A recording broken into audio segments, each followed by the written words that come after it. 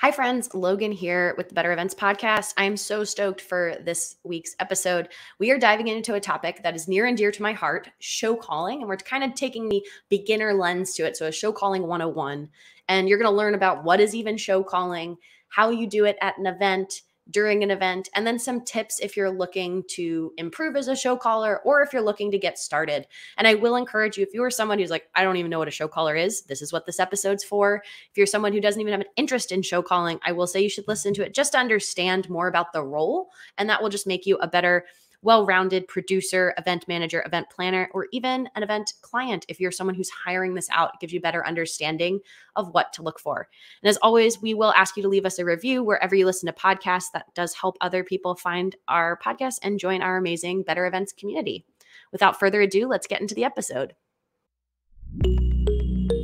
Welcome to the Better Events Podcast. Join two event strategists, Logan Clements and Mary Davidson, who believe we can all create, host, and attend better events. In this podcast, you will learn about event strategy and actions that you can use today as an event host, planner, or manager. Hear directly from the people who are creating innovative and inspiring events today and tomorrow, and grow your business along the way. Now, let's get started, and thanks for listening to the Better Events Podcast. And we're back. I'm Logan Clements, one of your co-hosts with the Better Events Podcast. And I'm joined by my colleague, Mary Davidson. How are you doing today, Mary? Doing good. Yeah. It's a winter day, so I'm doing as good as I can. Yeah, try to stay warm and positive with a little bit of the clouds that Seattle and the Washington area have in the wintertime. Definitely. Yeah, but all is good. How are you? I'm doing well.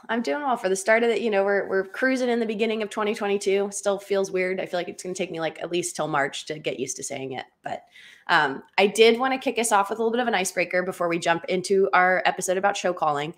And this is one that I got inspired by the Event Tech podcast. I think if you're anyone who works in production, or virtual events or in-person events, it's a great podcast. And their hosts were talking about how you first need to get good with old tools before using something new just for the sake of being new, which I thought was really interesting.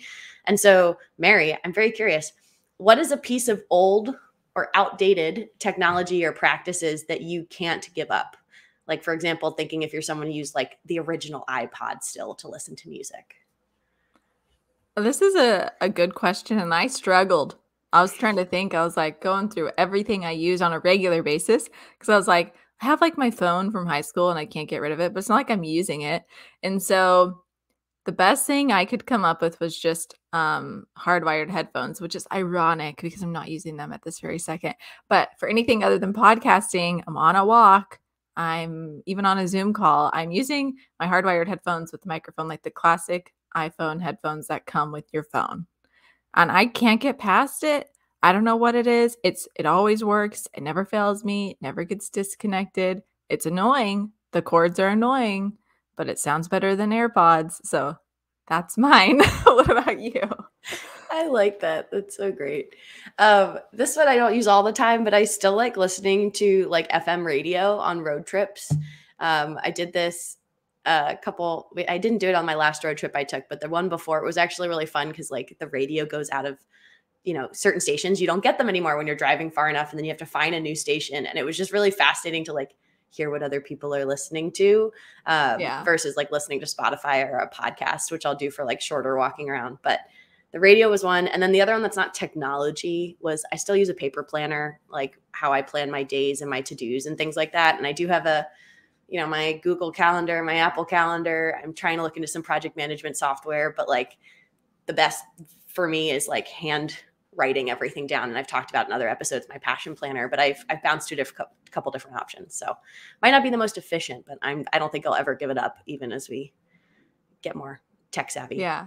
And this is kind of a sidebar, I guess, but you brought up radio before, and I have been thinking about radio lately. I don't know why, but it's interesting because it has been around for a long time, and as far as technology goes, and it's still around.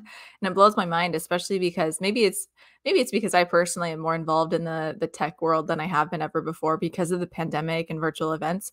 But things just keep changing, and now we have the metaverse, but we also still have the radio, and that's pretty cool.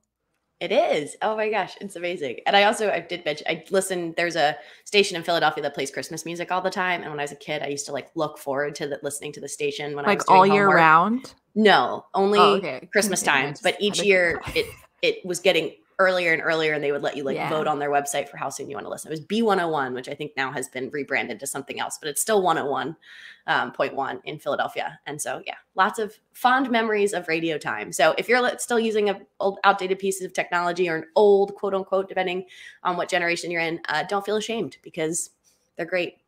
But yeah, Mary, you want to jump into kind of why we're going to talk about show calling today?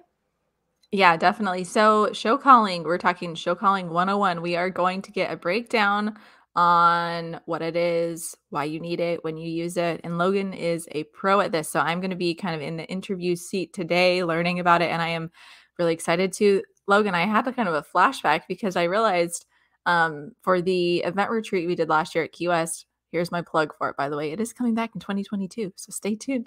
But we were supposed to have Logan come because she wasn't able to attend, unfortunately, but she was going to video call in and teach us about show calling. But then I think we had it was just like schedule conflicts, so we couldn't make it happen. And so I thought, oh my gosh, this is our moment. Finally, I can learn about it. So yes, I am excited to learn. And we chose this topic because we think that it's a necessary skill. Show calling is when you have a virtual, hybrid, or in-person event team. And depending on the complexity of the show, you may need 2 show callers for a hybrid event. So we are here to break down what it is, what kind of people like it, and tips for becoming a show caller. So amongst all those wonderful things, we will dive right in, Logan. And we like to, once again, start off at the basics. So what is a show caller? Yeah, I think, and you might hear different terms. Some people call a show caller as someone who like cues your production, your live production. So this could be your in-person show, your virtual show. It is someone who's kind of cueing people for what happens when. And if we have some episodes I know that talk about, wedding planning and the wedding industry. This could be your wedding planner who is telling the bride and groom when to walk down the aisle. They're cueing people on what to do. You might also hear it called a producer. And I will caveat, if you're someone newer to the industry, we throw around these terms, but what I've found time and time again is everyone kind of has different definitions. So I've been hired for a show before as a producer and then found out later we have a show caller. And I'm just, as a producer, I'm like managing the client. And then the show caller is kind of below me and I'm relaying information and then they're the one cueing the show. So you do need to always clarify what the roles or expectations are because you might assume one thing and then it's actually the other. But essentially show calling, you are the director. You are the best analogy I use, and I've used it on this podcast before, is you're a conductor in the orchestra. So the orchestra has all the people who play their instruments really well. And the conductor doesn't necessarily play an instrument, but they are cueing each section on when to come in, when to stop. And they're kind of coaching them and they practice and everything, but they're the ones cueing during the show. This is interesting to me, and I'm glad you brought up the jargon piece because once again, I'm reacting to this in real time because I don't know a lot about show calling. But as you're saying it, you're like, some people call it production. I'm like, I've produced virtual events. So it's like, this is all just coming together in my mind, but it's interesting. So just to dive a little bit deeper into that, do you know, like, let's say someone is listening and they're like, well, show calling so far sounds interesting. Hopefully it continues to sound interesting as you keep listening to this episode, but they might want to learn more about it. If they like Google show calling jobs or something like that, is that going to come up? And I'm asking because I actually did a little Google and it was kind of hard to find. And so I think this is the different jargon piece. Yeah. Yeah. So that's the one a little more. Yeah. You really can't, you can't really Google it, to be honest. And okay, I guess I should just start with how I found out about show calling was because I was a part of a live sporting event on the entertainment side. And I got to experience having a show caller, having a producer, I think we called them on that project. But then as I've kind of dug in, some people call themselves producers, some call themselves show callers. But it's just, again, it comes down to like, what is the role is they are the one cueing people. And the more complex the event you're doing, probably the fact that you'll actually have a show caller who is someone who's just giving cues. But like you said, Mary, like if you've done an event by yourself, you've probably been a show caller apart from the fact that you're not verbally telling yourself what to do. But essentially the show caller is giving they're the verbal cues. You're usually on a headset. If you're in person, you'll have like a radio. Mary and I have worked shows where we've done it just on a phone call between the two of us. You can do it there's all kinds of like virtual technology. Another one I love to use is Discord. So you're right, Mary. It's something that's not like easily Googleable, or if you're in the event industry, I feel like you're not going to know this is an option for you in terms of skills unless you are experiencing being on a team with someone who's like, oh, I'm a show caller, or they're doing something you like. And so I would say you'd like show calling if you're someone who likes keeping track of multiple things at once, because back to my conductor analogy, you kind of have to know what everyone should be doing at one time. And by that, I mean, you need to know what the lights should be doing. What's the music? What's happening on the video board? Are my speakers ready? You're thinking about multiple things as your event's going on. If spreadsheets are your jam, we've talked about that on the podcast. If our run a show, like you're going to live and die by your run a show or your cue sheet, sometimes it's called, or Mary and you and I are working on a project together right now where they call it a show flow. Again, the jargon, it all depends, but it's just the sheet that tells you what happens when. And then my last one, you'll like show calling if you don't mind having multiple voices in your ear. So often the show caller is like kind of the determining voice and be the one who's probably talking the most, but you're also going to be probably getting multiple inputs from different people. And I say that because I also know some event folks who hate that. So if that is something that really bothers you, then you might not be as interested in show calling. But I know I love it because I enjoy taking in those multiple inputs and thinking about multiple things at once and needing to be like the calm person telling everyone, how we're supposed to do it at what time and reacting to that in real time. And I do think it's a skill that maybe makes me not the best listener in real life, but makes me a good listener with my job because I'm able to hear chatter and like clear out what I need to listen to and what I can kind of tune out with the event chatter on headset. Honestly, that's what I have thought before when I've been on events with a show caller. I'm like, oh my gosh. And then people are asking them questions while they're trying to call a show. And it's like, good for you. It's a lot, but it's exciting. Like just thinking about it does make me excited too, because it's like the day of rush that comes and it's all coming to fruition. So yeah, that's interesting. So another follow-up question on something you said, what does show calling look like in person versus virtual? I've seen it virtually. That sounds like what you kind of explained, like over a platform like Discord or Unity or a phone call. So you can communicate with each other. Mm-hmm. But when you're in person, it sounds a little bit more intense. Or I've seen photos of people doing it in person and it seems way more intense. So what's the difference? Yeah, I think in person, I think there's more moving parts because when you're doing a virtual event, often some of we do those speaker tech checks. So you're not necessarily in control of the lighting. You might be in control of some of the microphones, but often like some of that stuff's on the speaker versus in person, you're giving cues to your audio tech. You're like, and again, the jargon is like, they call them an A1 is your like lead audio tech. A2 is the next one down, but you're cueing them on what microphones to unmute or mute. You're cueing stage managers for when they're pushing a speaker on stage versus in a virtual event, you'd be cueing the speaker probably directly because you're all virtual. So there tends to be a couple more moving parts, but that being said, it's also, I would say, a little easier too, because you're in person. So you can physically see people if they're having an issue or they're not able to communicate. I will say virtually has its challenges because sometimes you can't tell if someone's like on mute or some of our events, I feel like we've worked together, Mary, have been a lot of hurry up and wait. So it's been a lot of cues when we're transitioning. And then it's just a speaker talking for 30 minutes. And I found I get anxious if it's too quiet on headset because to me, that means something's wrong usually. And someone doesn't want to say something, but often it's just someone's either on mute by the accident or they're just not there. But you don't have those visual cues either, because that's something too. There's only so many things you can say. And when you're in person, you can kind of do, points and you can use eye contact, and like wearing a mask right now on site makes it hard, but you can, you have a little bit more flexibility in person than you do virtually, where you really have to be good at like what you are saying, because that's all people are getting. Yeah. Yeah. Oh, interesting. Okay. So another question I had kind of about that was, if you're doing an in-person event, how do you make sure you're not heard? I don't know if that's a silly question, but it's something I think about. If you're verbally calling a show, you said a lot of it's eye contact, right? But if you are verbally doing something, is it just a big enough space and you're kind of siloed in your own little area where you can? Yeah, you're usually siloed. If you're watching us on YouTube right now, or actually on Spotify with our video podcast, you're going to see I'm wearing big headphones. These don't have a microphone attached. I'm using an external mic, but often you'll have big over-the-ear headphones and then a microphone that comes down in front of your mouth, like you'll see on game controllers, or if you remember 90s pop stars kind of thing. So you're not necessarily having to like lean into a mic. Yeah. So it follows you around, which is kind of nice. You don't feel like you have to like, you're not yelling, you're just talking. And often if you have music, or again, my show calling experience is, I guess it's varied. I was going to say it's majority. I've done some in sports, but I've done it for corporate and I've done it for nonprofits. So there's often things happening around you. So it's not like it's total silence.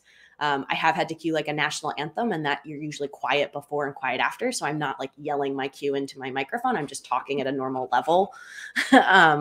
So it's not too hard. I will say, I think the only other thing to think about when you're at an in-person event and show calling is people can still see you if they can't hear you.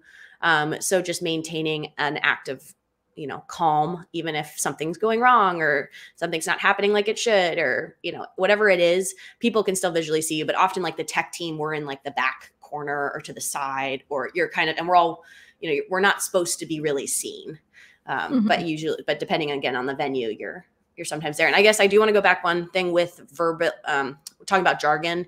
You might also hear this person to refer to as like your technical director. I'm working with an AV company right now that calls it a technical director. So once again, if you feel like you're not sure what we're talking about, one, you could hire someone like Mary and I to help you figure it out, but also just like ask questions for like, what does this person do, to make sure that you're covered? Because you do want to make sure that you don't have all the right people in the right place and then like not have a conductor, because that orchestra maybe could figure it out, but it's probably not going to be as well of a performance as if they had someone up there kind of conducting them through everything.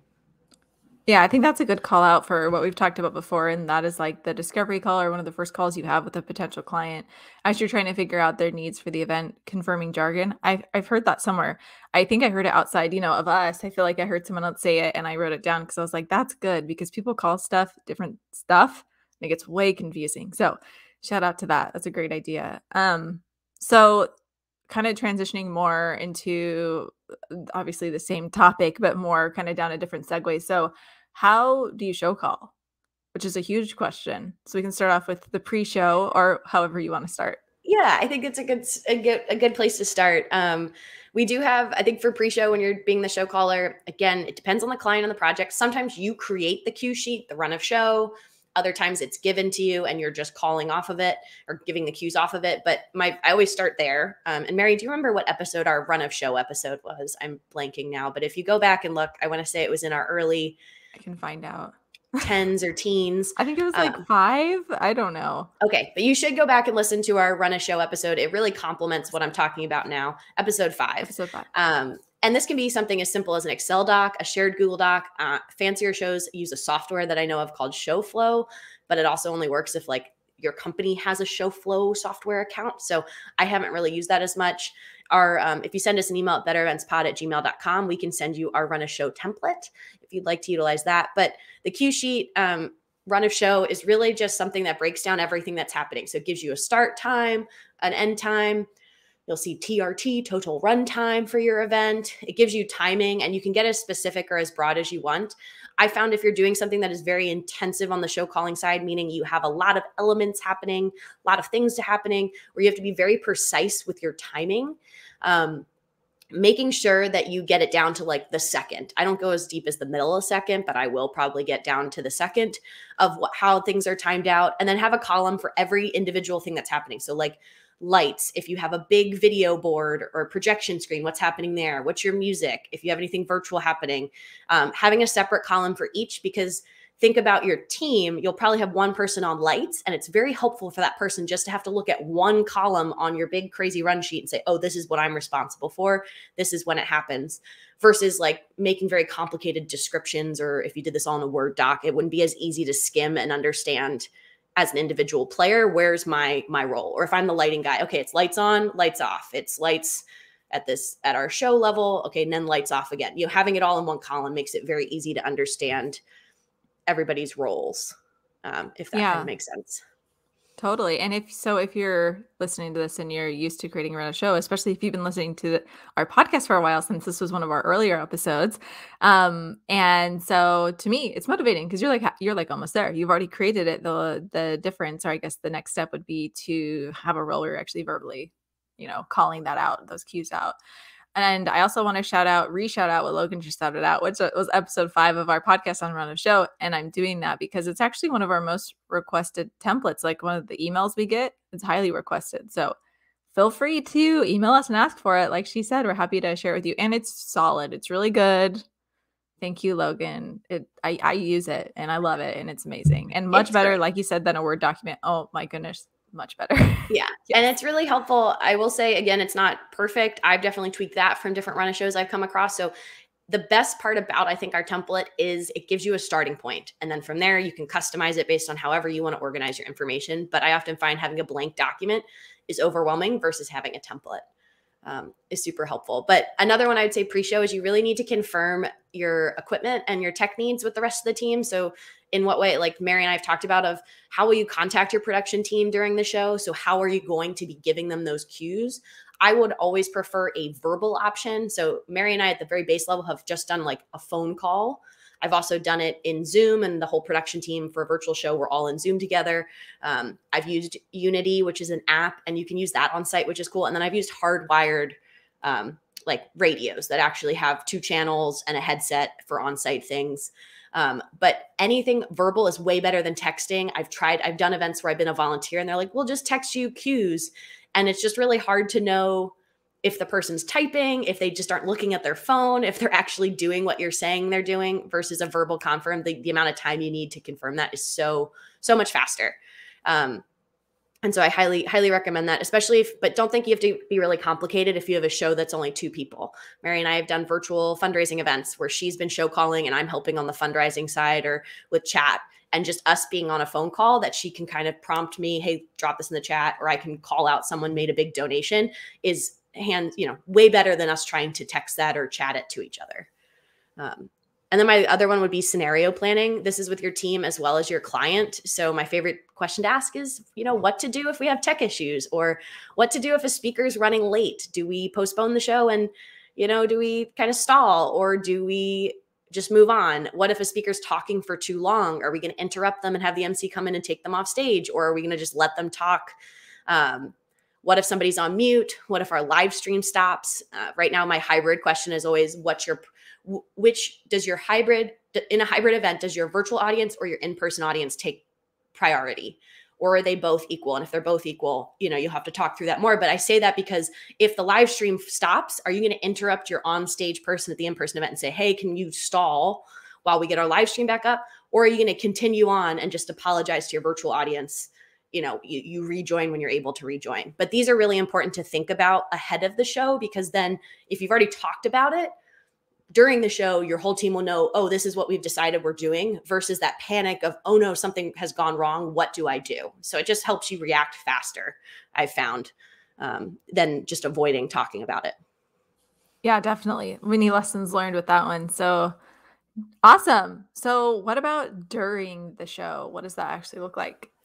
Yeah, as you get closer to show, one of the things that I like to do, especially if you're new, because this is, again, we're talking about show calling 101, is think about your cues. So if you're about to call your first show ever, or maybe you've realized you've been doing it, but you just haven't thought about it, is you really need to think about how can you be more efficient with your words, which I know, Mary, we have a podcast. I always feel like that, we're like, how do we be more efficient with what we're trying to say? But with show calling, it's even more important. So like you have to have a trigger word for someone to do something. So whether we've heard take, go, but usually you would say stand by to change music, or stand by to mute cam 1 and unmute cam 2.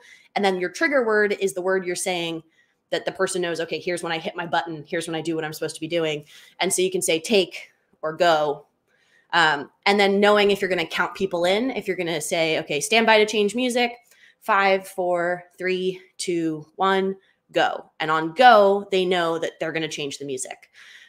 It's just really helpful to practice. Honestly, when I was first getting started, and I still do this sometimes if I'm working with a new team, is I'll print out my run a show and I'll literally just talk to myself and then make notes for myself if I need to remind myself, oh, I have to cue this, and then 2 seconds later have to cue that, or these 2 things have to happen at the same time, because you want to make sure that you're not fumbling of, okay, we're going to need to change the music soon. And, and the lights should be changing. Oh, no, change them. They should have changed. Like that's not efficient if you're listening to that, that's not helpful. So you want to kind of be like a good coach, a good conductor, and have cues and then talk through those cues with your team ahead of time. Again, so they know what's the word, because we've said it, we'll keep saying it again. The jargon is different. Every show caller I found has different tweaks they do. Producer, some people come in and say, my word is go. I will give you a 3 count and nothing else. And that's it.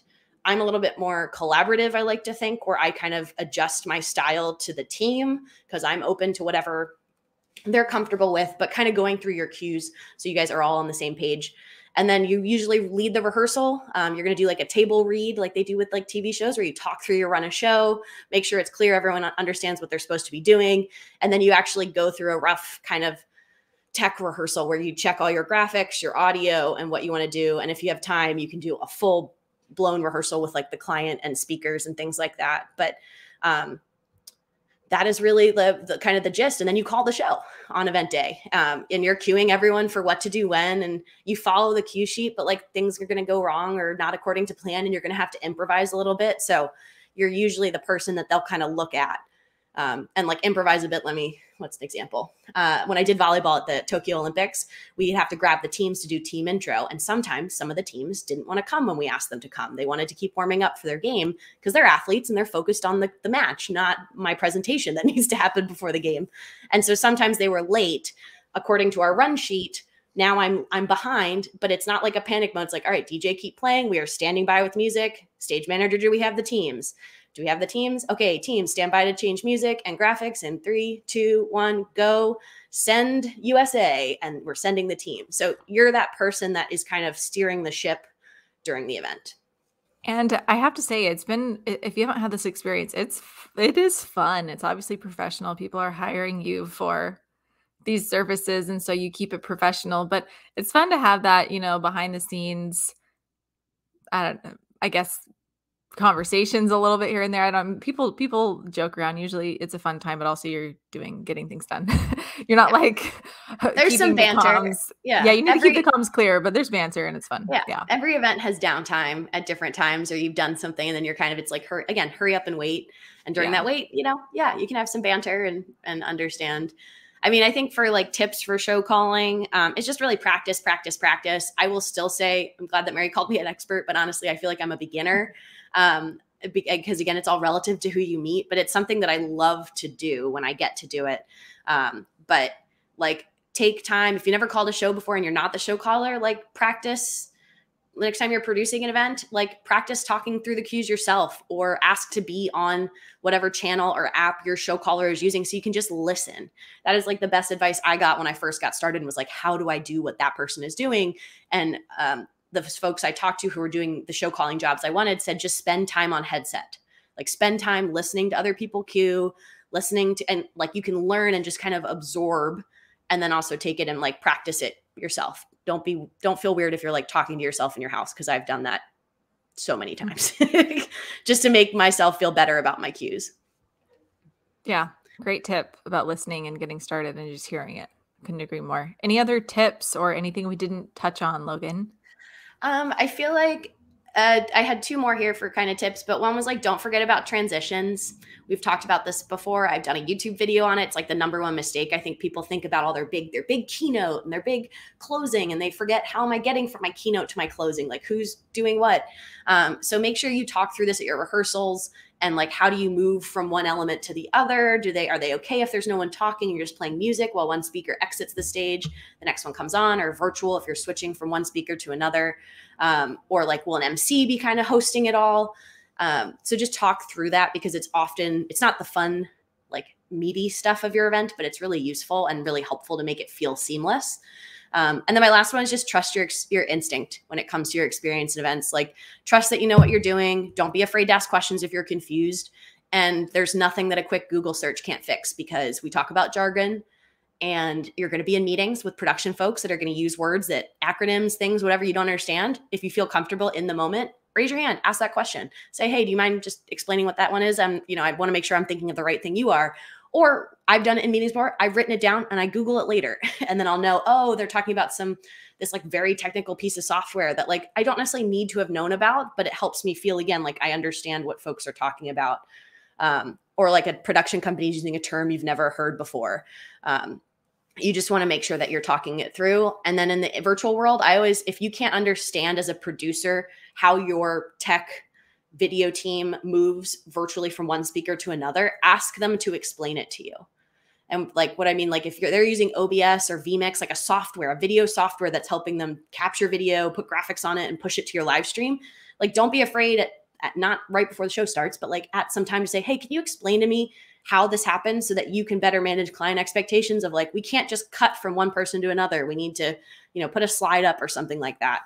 And then, yeah, it's just have fun. I love them. I love show calling. It's like, honestly, one of my favorite things. Cause I'm with you, Mary. It's like stressful at times, but super fun. Like afterward.